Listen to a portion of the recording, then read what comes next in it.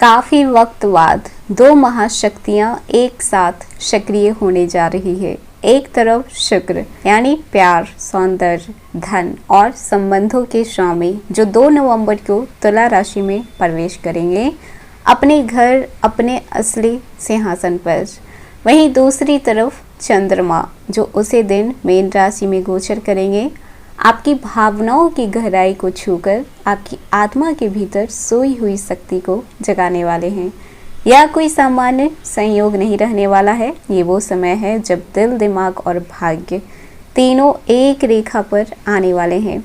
आप सोच रहे होंगे कि शुक्र और चंद्रमा के बदलने से आपकी ज़िंदगी कैसे बदलेगी। तो जब शुक्र तुला में आते हैं तो वो सिर्फ रिश्तों में मिठास नहीं भरते, बल्कि वो हर टूटे हुए रिश्ते, हर अधूरे सपने, हर सूखी हुई भावना में जीवन की एक नई सांस भर देते हैं। कहते हैं कि अब वक्त है अपने भीतर की सुंदरता को पहचानने के लिए। और जब चंद्रमा मीन राशि में आते हैं तो वो आपकी कल्पना, आपकी भावना, आपकी चेतना सबको ऊंचाई पर ले जाते हैं। यह समय है हीलिंग का, लेट गो करने का और नए सिरे से जीने का। पिछले कुछ हफ्तों में आपने बहुत कुछ सहा है। लोगों की बातें, धोखे और असुरक्षाएं। वो पल जब लगा था कि शायद अब कोई भी रास्ता नहीं बचा है, लेकिन शुक्र का ये गोचर अब आपकी राहें खुद आपको ढूंढ कर देने वाली है। अब जो आपका है वो आपसे दूर नहीं रहेगा और जो आपका नहीं है वो चाहे कितना भी प्यारा क्यों ना हो वो चला जाएगा। यह ब्रह्मांड का तरीका है आपको आपके असली उद्देश्य तक पहुंचाने का। वृश्चिक राशि, आप वो हैं जो राख से भी जन्म लेने की क्षमता रखते हैं, जो टूट कर भी अपनी ताकत को बढ़ाते हैं, जो दर्द को भी अपनी प्रेरणा बनाते हैं। और ऐसा हफ्ते शुक्र और चंद्रमा मिलकर आपकी आत्मा के भीतर वो ऊर्जा जगा रहे हैं जो अब तक सोई हुई थी। 1 नवंबर से 7 नवंबर के बीच आप महसूस करेंगे कि कुछ तो बदल रहा है, कुछ ऐसा जो नजर नहीं आता लेकिन आपका दिल महसूस करेगा। आपके अंदर का कंपास नई दिशा दिखा रहा है। पहले जो रुकावट लगती थी अब वही अवसर बन सकती है। आपका काम जो रुका हुआ था अब वो गाड़ी फिर से चल पड़ेगी। आपका रिश्ता जो ठहरा हुआ था तो अब बातचीत शुरू हो सकती है। आपका आत्मविश्वास जो गिर गया था अब वही आपका ढाल बनेगा। हेलो एवरीवन, स्वागत है आपके हमारे चैनल भाग्य की धारा में। कैसे हैं आप लोग? उम्मीद है अच्छे होंगे। अगर आप हमारे चैनल पर नए हैं तो चैनल को सब्सक्राइब करके बेल आइकन दबा दें, जिससे आने वाली नई वीडियो का नोटिफिकेशन आपको मिलते रहे। तो चलिए बिना देरी के शुरू करते हैं। कहते हैं कि हर बदलाव अपने साथ एक परीक्षा भी लेकर आता है और इस हफ्ते कुछ ऐसा ही होगा। इस हफ्ते शुक्र और चंद्रमा के साथ साथ आपकी भावनाएं भी चरम पर होगी। अचानक कभी खुशी, अचानक कभी गुस्सा, कभी कुछ पुरानी यादें, तो अचानक थोड़ी बेचैनी। लेकिन इन सब से परे उठकर ये कॉम्बिनेशन एक बात तो तय है, इस कॉम्बिनेशन से एक बात तो तय है कि आपका मन, आपकी चाहतें, आपकी किस्मत तीनों में एक बड़ा बदलाव आने वाला है। कई लोग आपकी ज़िंदगी में लौट सकते हैं, कुछ छूट सकते हैं और कुछ नई दिशा मिल सकती है। तो चलिए जानते हैं कि 1 नवंबर से लेकर 7 नवंबर तक का ये सप्ताह कैसा रहेगा आपके कैरियर, रिश्ते, धन, परिवार, स्वास्थ्य, भाग्य, यात्रा और इस हफ्ते किन बातों से बचने की सबसे ज़्यादा ज़रूरत है।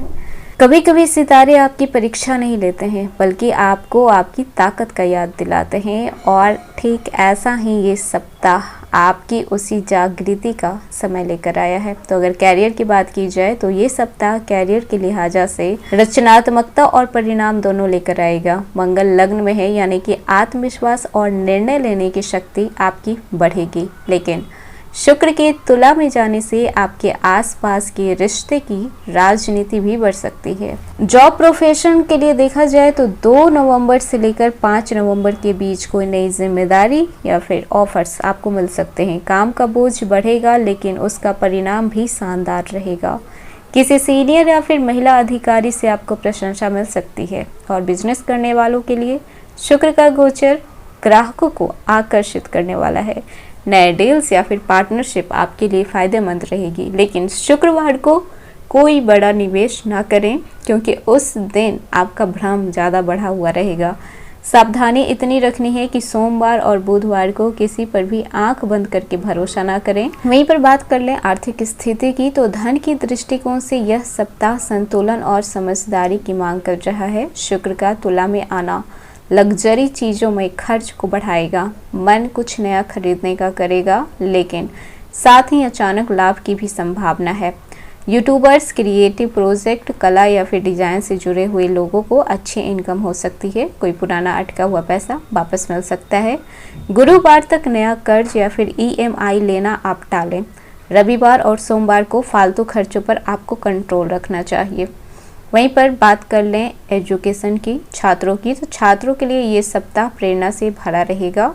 मीन राशि में चंद्रमा का गोचर कल्पना शक्ति और इंट्यूशन को बढ़ाता है।